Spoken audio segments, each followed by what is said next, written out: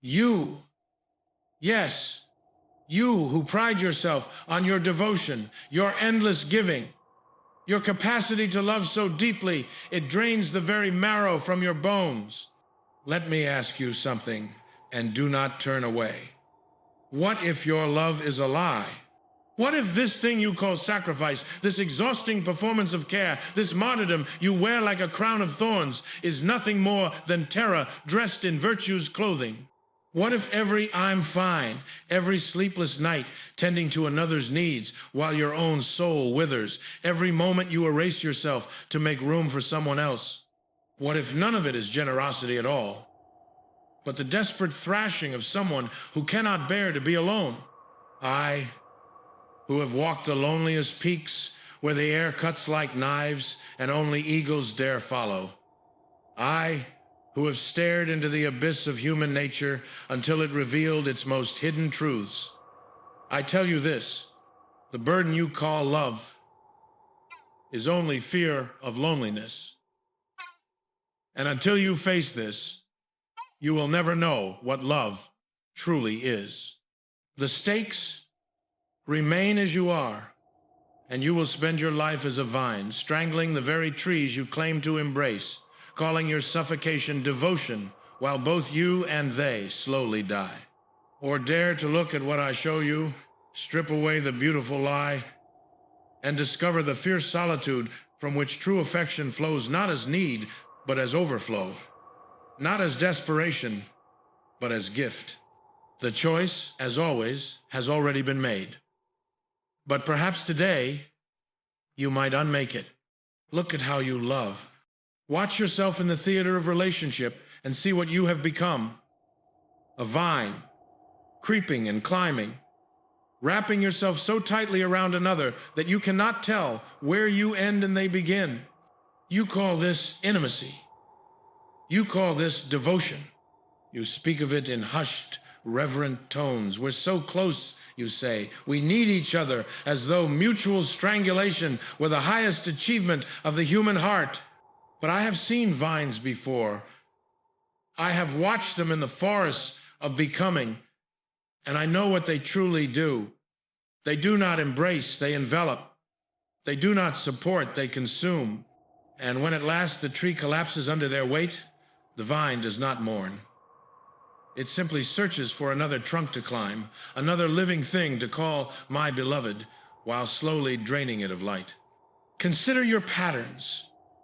You who give endlessly, do you ask what they need, or do you give what you need to give, what makes you feel necessary, irreplaceable, safe? When they pull away seeking air, do you call it abandonment? Do you wound yourself on their boundaries and present your bleeding as evidence of love? Tell me, if tomorrow they said, I am whole without you, I choose you from abundance, not from need, would you feel loved or would you feel terrified? You have made yourself indispensable. You have become the answer to every question they didn't ask, the solution to every problem they were learning to solve themselves. And you call this love, but I see the truth beneath.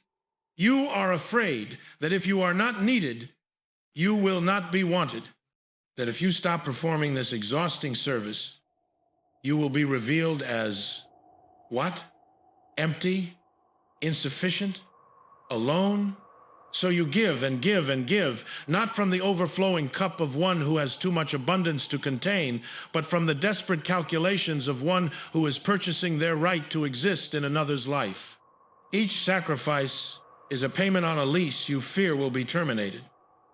Each instance of self-erasure is a down payment on worthiness you do not believe you inherently possess. Here is what you have not yet seen. This is not love. This is commerce. This is the marketplace of the weak, where belonging is bought with self-betrayal. True love, the kind that would make the gods themselves weep with envy, flows from those who have first learned to stand alone. It emerges from those who have descended into their own depths, faced the horror of their own company, and emerged not broken but forged. It is the gift of those who do not need you to complete them, but choose you to share their completeness. When you stop calling dependency love, something miraculous and terrible happens. You discover that you must first become someone worth being alone with, and that is the journey you have been avoiding with every selfless act, every martyrdom, every sacrifice that leaves you resentfully waiting for the gratitude that never quite satisfies. But let us go deeper. Let us excavate the foundation upon which you have built this temple of false love. Why do you fear solitude with such visceral terror? Why does the prospect of an empty evening, a silent phone, a moment without someone needing you, fill you with a dread so profound you will betray yourself to avoid it?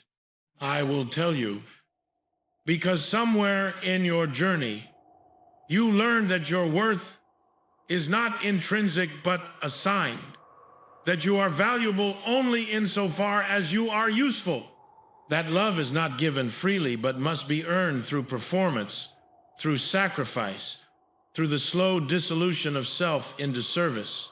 The parent whose attention came only when you achieved, served, pleased, performed. The moment you learned that your needs were too much, that taking up space was selfishness.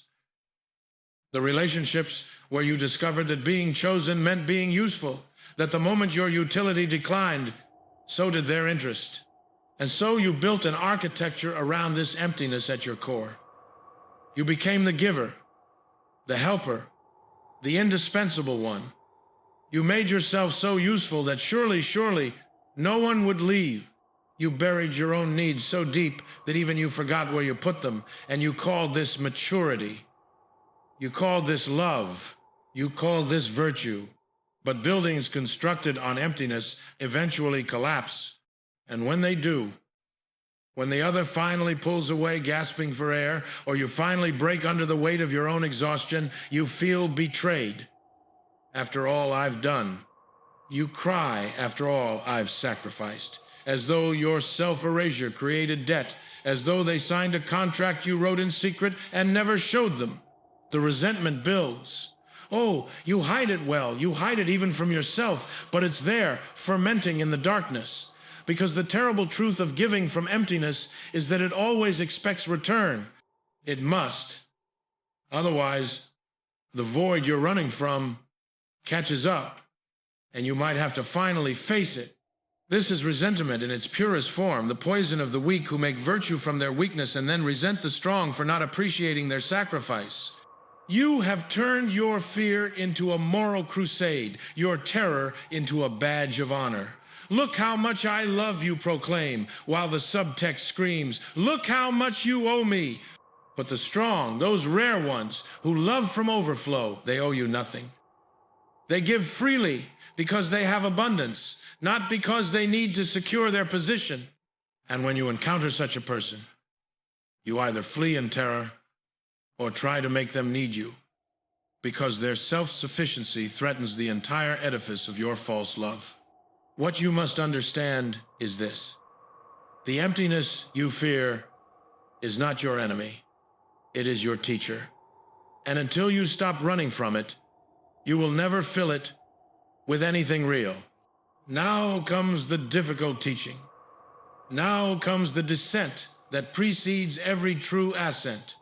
You must learn to be alone, not the loneliness of the abandoned, but the solitude of the sovereign, the one who has made peace with their own company and found it sufficient. This is not a weekend retreat or a social media detox. This is the terrifying work of meeting yourself stripped of all roles, all utility, all the masks you wear to make others comfortable. What happens when there is no one to serve? When your calendar empties and your phone goes silent and you are left with only you? Do you panic? Do you immediately seek something, someone, anything to fill the space? Do you manufacture crises or problems to solve so you can feel that familiar rush of being needed?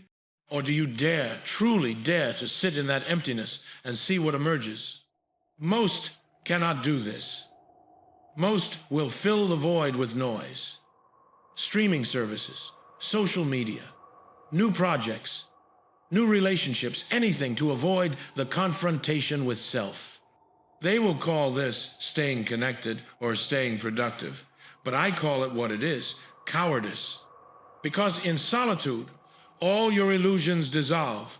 In solitude, you cannot perform your way into worthiness. In solitude, the question becomes stark and unavoidable. Who am I when I am no longer useful to anyone? And here, in this crucible, two paths diverge.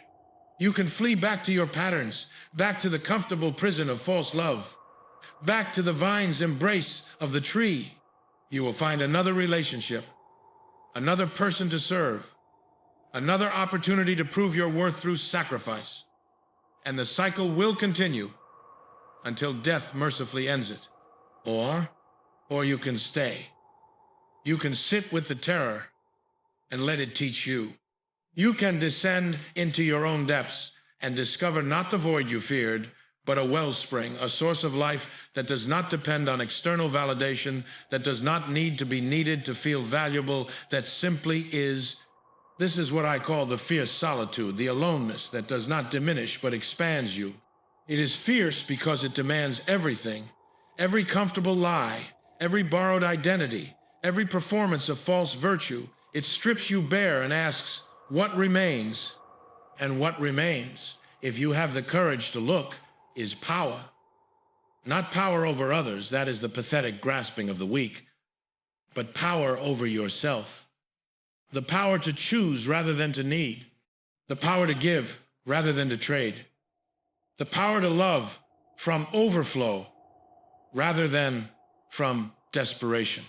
From this solitude, only from this solitude, can true affection flow.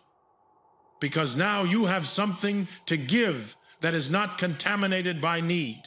Now you can look at another and say, I do not need you to complete me, but I choose you to share my completeness. Now you can embrace without strangling, support without diminishing, love without devouring. This is amor fati. In relationship form, loving another from the abundance of one who has first learned to love their own fate, their own solitude, their own sufficient self. So here we stand, you and I, at the summit of this difficult teaching. Behind you lies the comfortable valley of false love, the vine and the tree, the martyr and the debt collector, the exhausting performance you have called devotion.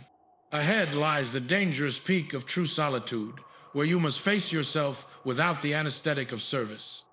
Most will descend back into the valley. They will tell themselves, this teaching is too harsh, too demanding, too Nietzschean. They will return to their patterns and call it love. All while the resentment grows and the vine tightens, and both they and their beloved slowly suffocate. But you, perhaps, you are different. Perhaps you sense the truth in what I've shown you. Perhaps you feel the exhaustion in your bones from carrying this burden of false virtue. And you are ready, finally, to set it down. If so, then hear this. The path forward is not gentle. You will spend nights alone that feel like dying. You will face the emptiness you have run from for years, perhaps decades. You will have to grieve the identity you built on being needed, on being the giver, on being the one who loves so much. But on the far side of that grief lies something worth every moment of terror. Freedom. The freedom to love without keeping score. The freedom to give without resentment. The freedom to be chosen rather than needed. The freedom to say, I am enough before anyone else confirms it. Begin then. Withdraw from one relationship where you have been performing. Spend one evening in complete solitude, without distraction. Face one truth about your terror of abandonment. Not tomorrow, not when you're ready, now, today.